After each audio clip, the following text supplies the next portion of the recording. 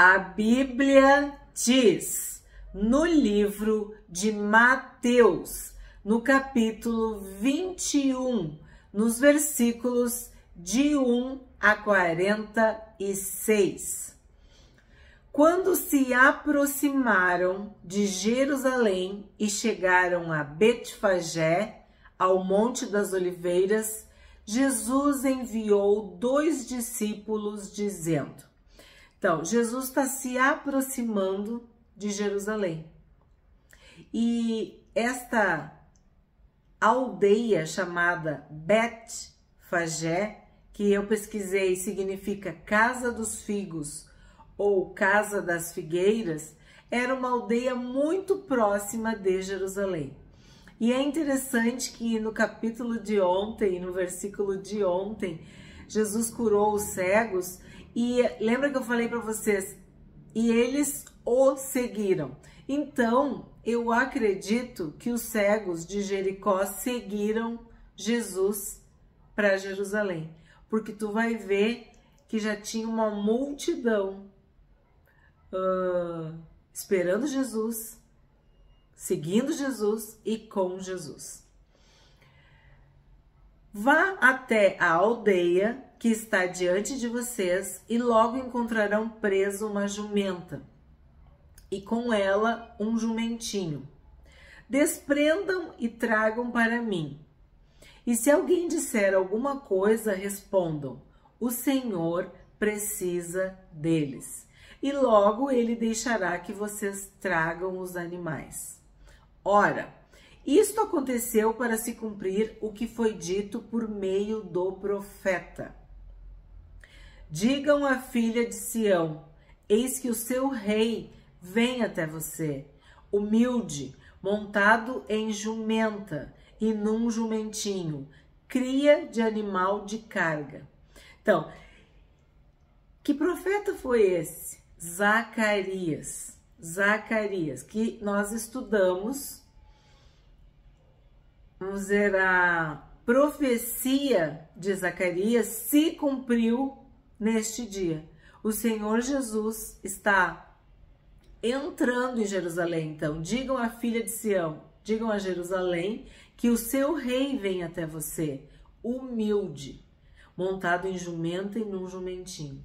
Então, a gente entende cada vez mais o Filho do Homem, a humildade, o caráter modesto, sem pompa nem circunstância do Messias. O Senhor Jesus não veio para ser coroado rei. Ele não veio montado num cavalo elegante, forte, possante, como Davi, como Absalão, outros, o próprio Salomão, que tinha cavalos e cavalos.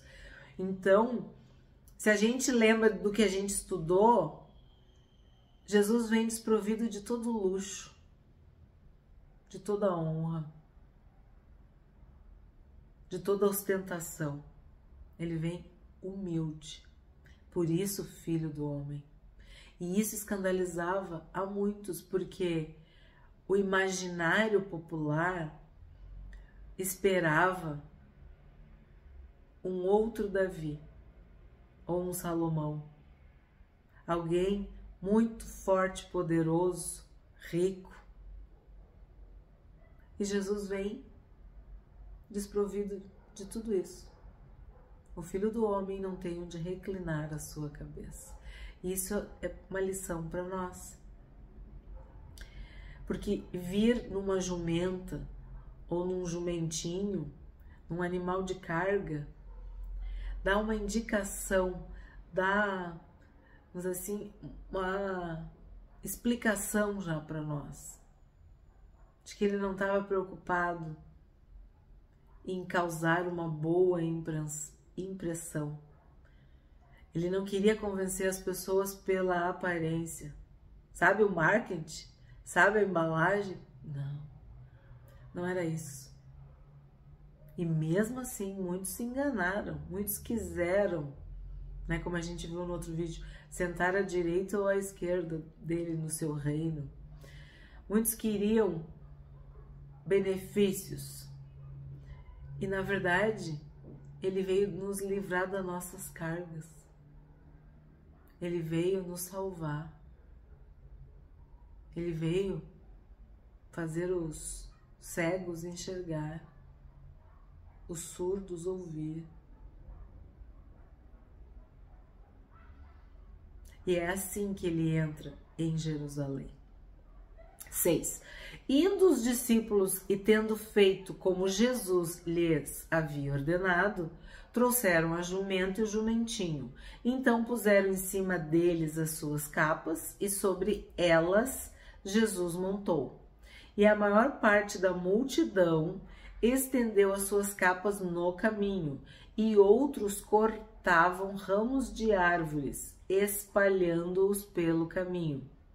E as multidões, tanto as que iam, ó que eu falei, tanto as que iam adiante dele como as que o seguiam, clamavam: Hosana ao filho de Davi, bendito que vem em nome do Senhor, Hosana nas maiores alturas.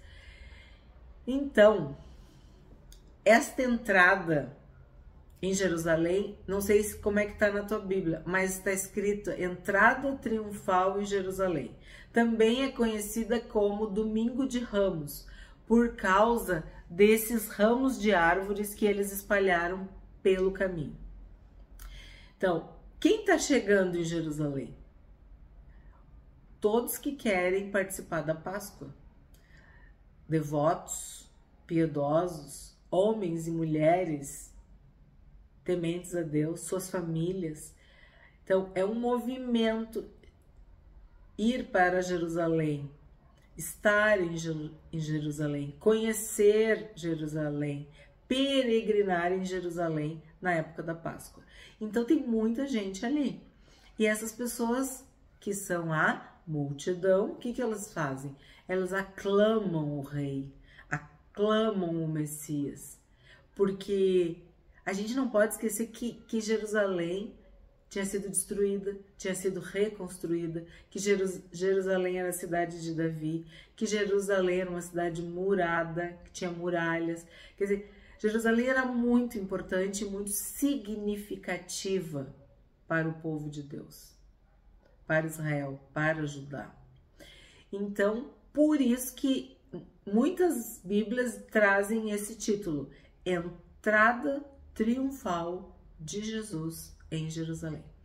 E aí vocês prestaram atenção que tem esta palavra Hosana, que no original hebraico significa salva, salve-nos, salva-nos. É um clamor. E com o passar do tempo se tornou louvor. Tanto que a gente canta, né? Hosana, Hosana, como uma forma de louvor. E o povo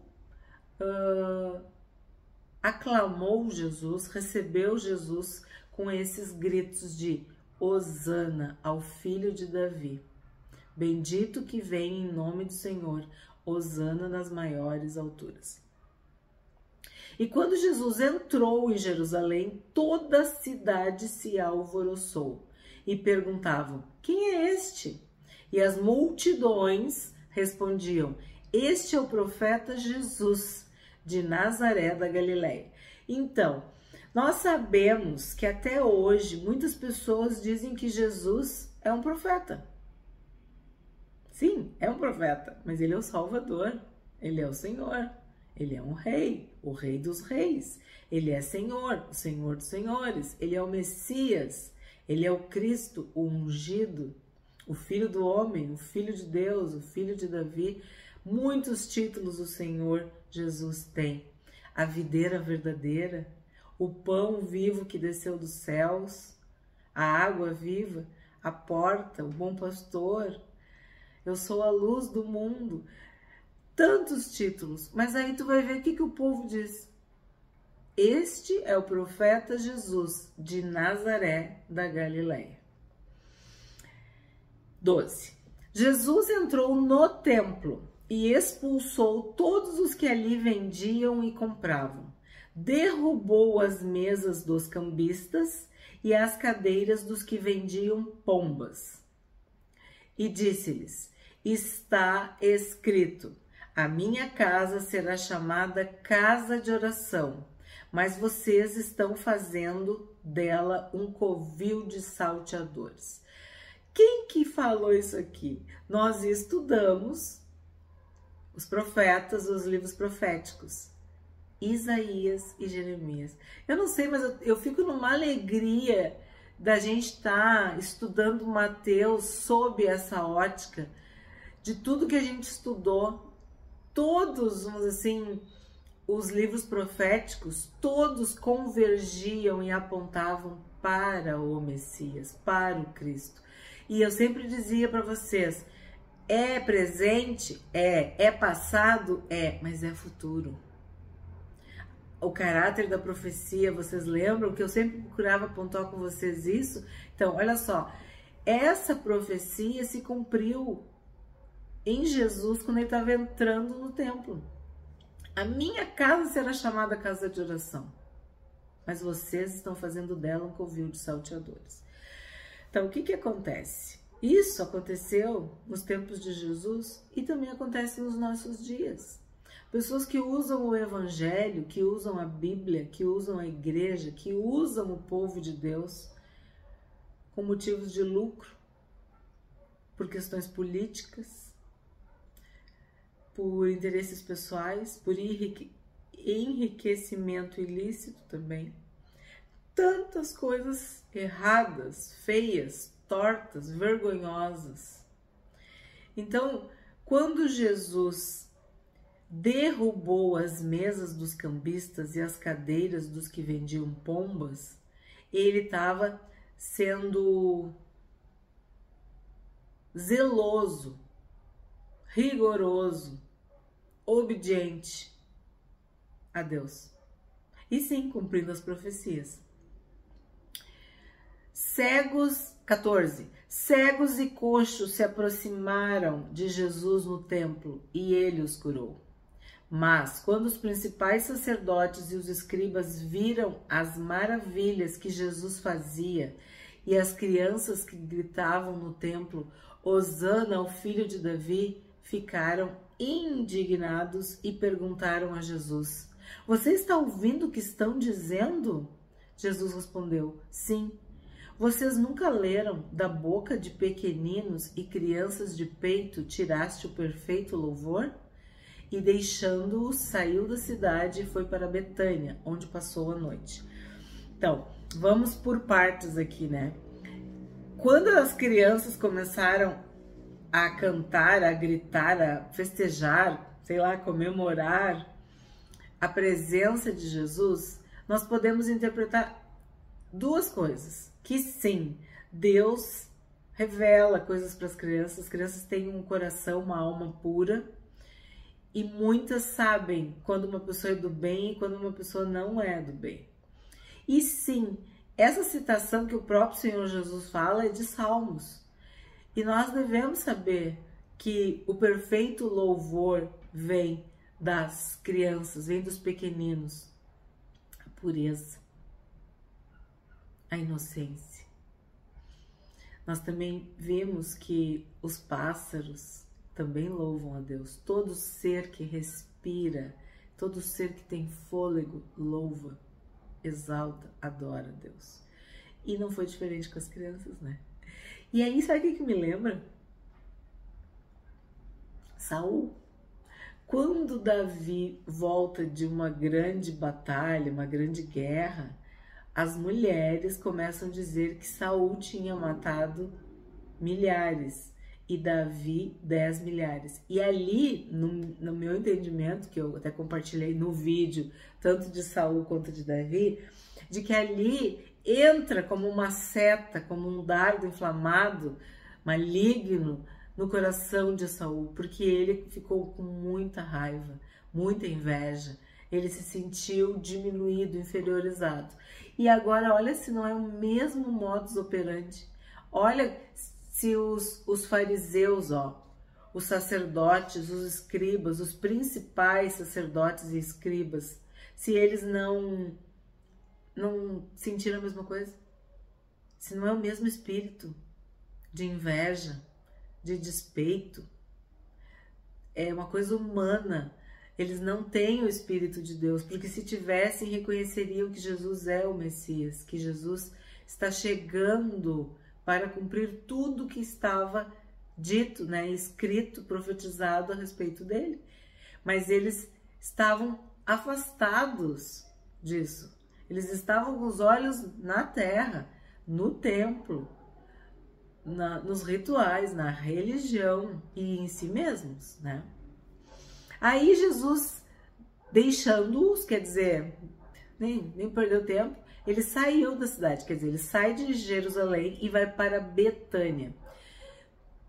E o que quer dizer Betânia? Lembra que eu sempre falo, eu gosto de pesquisar com vocês, né? O significado dos nomes, dos lugares, das plantas, das cidades. Betânia significa casa da graça, casa da obediência. Então ele sai de Jerusalém e vai para Betânia.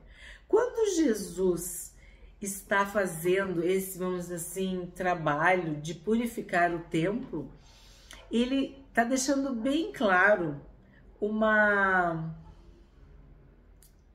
autoridade. E isso choca a todos. Também eu tinha que reforçar isso com vocês, porque ele toma uma iniciativa. Quem é esse Jesus? Quem que ele pensa que é para fazer isso? Também isso incomoda, né? Quando alguém se levanta com autoridade. Que foi o que aconteceu aqui. 18. Cedo de manhã, ao voltar para a cidade, Jesus teve fome e, vendo uma figueira à beira do caminho, aproximou-se dela, mas não encontrou nada a não ser folhas. Então Jesus disse à figueira: nunca mais nasça fruto de você. E a figueira secou imediatamente. Quando os discípulos viram isso, ficaram admirados e disseram: como a figueira secou depressa? Ao que Jesus lhes disse: em verdade lhes digo que se tiverem fé e não duvidarem, não somente farão o que foi feito à figueira, mas até mesmo se disserem a este monte: levante-se e jogue-se no mar, assim será feito. E tudo o que pedirem em oração, crendo, vocês receberão. Então aqui a gente vê que Jesus amaldiçoou a figueira. Por quê? Já temos vídeo no canal sobre este episódio, este assunto. A figueira só vai ser figueira se ela tiver figos. E esta figueira, ela tinha uma aparência de figueira, mas ela não tinha figos. E além do que, Jesus estava com fome. E era tempo de figos. E ela só tinha folhas. E isso deixa... muitas interpretações, mas aqui eu vejo que a principal é sobre Jerusalém, sobre os fariseus, os escribas, os sacerdotes, os religiosos. Eles tinham aparência, mas não tinham frutos. E Jesus veio contra isso, contra esses sepulcros caiados, contra esses hipócritas, contra esses que aparentavam, mas não produziam frutos dignos de arrependimento. Tu olha de longe, é uma figueira. Tu chega perto, não tem fruto, só tem folhas. E aí ele amaldiçoou. E é o que a gente fala. Quem que tem poder para amaldiçoar? Deus, Jesus. E ele faz isso de uma forma imediata. A figueira seca imediatamente. Na minha Bíblia está escrito imediatamente. E isso choca os discípulos. E aí ele diz, fé. Né? Porque o que ele está dizendo? Ó? Se tiverem fé e não duvidarem. E isso vale para os discípulos, vale para mim e vale para ti. Nosso maior problema é falta de fé. Ou uma fé pequena, né, que nós vimos. Uma pequena fé. Uma fé fraca, inoperante. E ele dá um exemplo. Tu vai dizer para o monte se levantar e se jogar no mar. A gente sabe que os seres humanos, eles desmancham montes, né? Mas Jesus está falando monte. Pode ser um problema, uma enfermidade, uma doença, um fracasso, uma limitação, uma falência, não sei, um problema absurdo, uma calamidade, algo muito sério nas nossas vidas. Isso pode também ser chamado de monte. E nós vimos que muitas vezes essa expressão monte não é literal, de tu falar para o monte sair de lá e vir para cá, né? É tu resolver pela fé, pela oração, pela confiança em Deus, pela dependência de Deus e em Deus, os teus problemas, os teus desafios, os obstáculos, porque um monte também pode ser um obstáculo, algo intransponível, né? E ele diz no 22, e tudo o que pedirem em oração, crendo, vocês receberão. E aí tem pessoas que dizem, mas eu orei. Mas aí que tá, tu orou dentro da vontade de Deus? A tua fé está em Deus? Está em Jesus? Tu tá pedindo para ter o benefício? Para tu, como diz Tiago, para tu gastar nos teus deleites e prazeres? Ou tu quer fazer a vontade de Deus? Tu quer abençoar outros? Tu quer que o reino de Deus, o reino dos céus, o evangelho prospere? Então, Deus pode dizer não, Deus pode dizer sim e Deus pode dizer espera, tu vai receber, mas ainda não é tempo. Então, a gente não pode, e tudo que pedirem em oração, crendo, vocês receberão. Tu tem que entender que esse tudo que tu pediu em oração está dentro da vontade de Deus, está de acordo com a fé que o próprio Deus colocou no teu coração. Isso eu tenho que destacar. Aí vamos ver assim, o que Jesus fez nesses 3 episódios até agora, né? Ele entrou em Jerusalém, ele purificou o templo e ele amaldiçoou a figueira. E aí existem teóricos, historiadores, intérpretes que falam que é como se Jesus estivesse atacando ou agindo ou abrangendo, ampliando, não sei, as 3 dimensões humanas, corpo, alma e espírito, porque tem uma sequência, vamos dizer assim. Ele estava entrando em Jerusalém, né, fisicamente, presencialmente. Quando ele entra no templo e faz essa purificação, que é, pelo menos na minha Bíblia está escrito isso, que é expulsar, né, os vendilhões do templo, dependendo da tradução, está escrito isso. E depois ele amaldiçoou a figueira, que é algo assim sobrenatural, inacreditável, incrível. Então ele está mostrando, ele está se apresentando como rei, como Messias, como sacerdote, no caso, sumo sacerdote. Porque quando ele entra em Jerusalém, como eu falei, ele está evocando esse imaginário do rei, porque Jerusalém é a capital, de Messias que está cumprindo a profecia, olha, ele é ungido. Quando ele entra no templo como sumo sacerdote, aquele que une a terra e os céus, né? E ele tem uma autoridade suprema no culto, muito mais do que qualquer sacerdote, ou principal sacerdote, ou escriba, ou fariseu, ou doutor da lei, ou ancião. Ele está de uma forma suprema acima de todas as autoridades religiosas, porque o que ele fez, né, abalou a todos que viram. E aí tem essa questão, como eu falei, sobrenatural, extremamente espiritual, que foi amaldiçoar a figueira, que também nos dá um indicativo de que Jesus tem as chaves da morte e do inferno. Significa as pessoas que vão perecer são as que rejeitarem Jesus. Então haverá um juízo eterno, um juízo divino a partir de Jesus. Assim como ele, vamos dizer, julgou, condenou e amaldiçoou a figueira e ela secou, quer dizer, ela morreu, é a mesma coisa que acontece conosco. Quando a gente rejeita Jesus, quando a gente não acredita em Jesus, quando tu não abre teu coração para Jesus, quando tu vive a tua vida como se Jesus não fosse Senhor e Salvador, tu estás indo para o inferno com as tuas próprias pernas.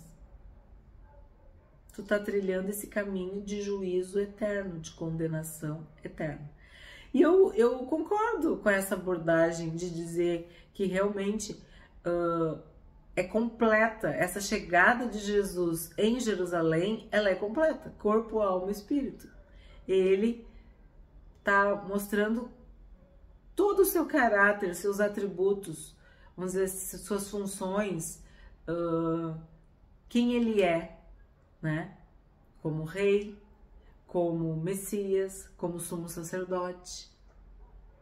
O leão da tribo de Judá, ele veio como cordeiro, humilde, para ser sacrificado, não abriu a sua boca. Mas quando ele voltar, ele voltará como um leão. E a gente sabe a diferença entre um leão e um cordeiro, né? Então, sim, pode ser. E olha que interessante, os discípulos, no 20, os discípulos viram isso e ficaram admirados. Imagina! É juízo, né? É muito sério. Vamos continuar. 23. Jesus entrou no templo e quando já estava ensinando, os principais sacerdotes e os anciãos do povo se aproximaram dele e perguntaram: com que autoridade você faz essas coisas? E quem lhe deu esta autoridade? Jesus respondeu: eu também vou fazer uma pergunta a vocês. Se me responderem, também eu lhes direi com que autoridade faço essas coisas. De onde era o batismo de João? Do céu ou dos homens? E eles discutiam entre si. Se dissermos do céu, ele nos dirá: então por que não acreditaram nele? Mas se dissermos dos homens, é de temer o povo, porque todos consideravam João um profeta. Então responderam a Jesus: não sabemos. E ele, por sua vez, lhes disse: então eu também não lhes digo com que autoridade faço essas coisas. O que acontece aqui? Eu vejo assim, em primeiro lugar, a sabedoria de Jesus. Mas o que ele está falando? Que não adianta falar para as pessoas que não querem ouvir. Eles estão perguntando com que autoridade você faz essas coisas. Por quê? Porque eles não reconhecem a autoridade de Jesus. Então tu vai estar lançando as tuas santas pérolas aos porcos. E aí Jesus faz essa pergunta e eles sabiam que João era profeta, mas eles não criam, porque o coração era de pedra, era um coração duro. Tô falando, eles estavam mais envolvidos com a religião, com o templo, com os rituais, com as doutrinas humanas, do que com o próprio Deus. E vimos isso exaustivamente nos livros proféticos. As pessoas se perdem na religião. Elas acham que é suficiente estar na religião e cumprir os rituais. E Deus se torna secundário, terciário, fica fora da equação. E era isso que estava acontecendo aqui. Eles não criam em Jesus, eles estavam duvidando de Jesus, assim como duvidaram de João. Mas como eles tinham medo do povo, imagina, o povo estraçalhava com eles, apedrejava e ia acabar com eles. Então, eles se retiraram, né? Melhor não falar sobre isso agora. 28. O que vocês acham? Um homem tinha 2 filhos. Chegando-se ao primeiro, disse: filho, vá hoje trabalhar na vinha. Ele respondeu: não quero ir. Mas depois, arrependido, foi. Dirigindo-se ao outro filho, o pai disse a mesma coisa. E ele respondeu: sim, senhor, mas não foi. Qual dos 2 fez a vontade do pai? Eles disseram: o primeiro. Então Jesus disse: em verdade lhes digo que os publicanos e as prostitutas estão entrando no reino de Deus primeiro que vocês. porque João veio até vocês no caminho da justiça e vocês não acreditaram nele. No entanto, os publicanos e as prostitutas acreditaram. Vocês, porém, mesmo vendo isso, não se arrependeram depois para acreditar nele. De novo, é um coração duro. Quando tu diz uma coisa e tu não faz, tu é devedor. Agora, quando tu diz uma coisa e tu te arrepende, tu te arrependeu, tu consertou, tu restituiu, tu pediu perdão, tá tudo ok. Então, sim, prostitutas e publicanos nos precedem porque muitas vezes nós somos duros, não queremos nos arrepender. Achamos que nós temos justiça própria. Ah, mas eu faço tudo certo, mas eu nunca me desviei. Ah, mas eu nunca usei drogas, nunca bebi, nunca isso, nunca aquilo. Justiça própria. Tu acha que tu é melhor que os outros. E era exatamente isso que acontecia.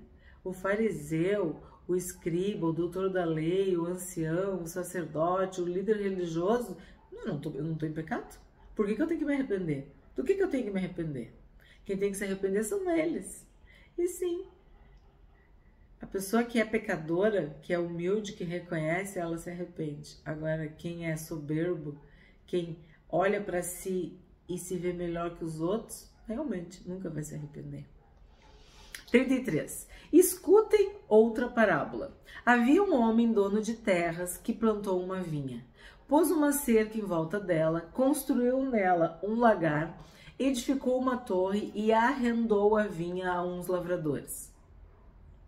Depois ausentou-se do país. Quando chegou o tempo da colheita, o dono da vinha mandou os seus servos aos lavradores para receber os frutos que cabiam a ele. Mas os lavradores, agarrando os servos, espancaram um, mataram outro e apedrejaram ainda outro. O dono enviou ainda outros servos em maior número, e os lavradores fizeram a mesma coisa com eles. Por último, o dono da vinha enviou-lhes o seu próprio filho, pensando: o meu filho eles respeitarão. Mas os lavradores, vendo o filho, disseram uns aos outros: este é o herdeiro, venham, vamos matá-lo e ficar com a herança dele para nós. E agarrando-o, lançaram-no fora da vinha e o mataram. Quando, pois, vier o dono da vinha, que fará aqueles lavradores? Eles responderam: fará perecer horrivelmente aqueles malvados e arrendará a vinha a outros lavradores que lhe entregarão os frutos no tempo certo. Então Jesus perguntou: vocês nunca leram nas Escrituras? A pedra que os construtores rejeitaram, essa veio a ser a pedra angular? Isso procede do Senhor e é maravilhoso aos nossos olhos? Portanto, eu lhes digo que o reino de Deus será tirado de vocês e entregue a um povo que lhe produza os respectivos frutos. Todo o que cair sobre esta pedra ficará em pedaços, e aquele sobre quem ela cair ficará reduzido a pó. Os principais sacerdotes e os fariseus, ouvindo estas parábolas, entenderam que Jesus falava a respeito deles. E embora quisessem prendê-lo, tinham medo das multidões, porque estas o consideravam como profeta. Essa parábola, ela é muito significativa, porque Deus escolheu um povo. Então, Deus arrendou a vinha. E Deus mandou muitos profetas, e reis, e juízes, homens e mulheres de Deus para fazer a sua vontade. E eles foram maltratados, espezinhados, presos, mortos. Olha Jeremias o que passou. O povo que era o povo da aliança, o povo escolhido, fez tudo isso contra Deus. E aí ele manda o próprio filho, que é o Senhor Jesus. E eles se aproveitam. Essa é a chance. Vamos matar. E chama atenção que levaram ele para fora da vinha e o mataram. E isso também sinaliza que Jesus foi morto fora da cidade. É uma forma, assim, de muita humilhação, porque nós vimos que muitos reis que tinham sido maus, eles tiveram uma morte, um sepultamento digno. E o Senhor Jesus foi morto fora da cidade. Como assim? Tu não é daqui. Nós não te queremos aqui. Muito simbólico tudo isso. Então, essa rejeição dos judeus, essa rejeição do povo escolhido, abre uma brecha, um precedente, uma porta para nós, para os gentios, para um povo que não era povo. Nós estávamos afastados e hoje nós somos o povo de Deus, nós somos a igreja de Jesus, porque o povo que era povo rejeitou. Jesus, o versículo mais triste da Bíblia não é Jesus chorou, é veio para os seus e os seus não o receberam. Veio para os seus e os seus o rejeitaram. Veio para os seus e os seus o desprezaram. É isso que aconteceu. Foi exatamente isso que aconteceu. Jesus foi rejeitado. E ainda é, né? Nos corações de muitos. O que a gente aprende hoje com este capítulo 21 de Mateus? Que Jesus disse: está escrito, a minha casa será chamada casa de oração. Nunca lestes? Da boca de pequeninos e de crianças de peito tiraste o perfeito louvor? Então, quando Jesus purifica o templo, também é um indicativo para nós. Nós devemos andar em santidade para que o Espírito Santo habite no templo que somos nós. Em verdade vos digo que se tiverdes fé e não duvidardes, direis a este monte, ergue-te e lança-te no mar, e tal sucederá. Sempre temos o recurso de orar, clamar e pedir a intervenção divina para os nossos problemas, desafios e obstáculos.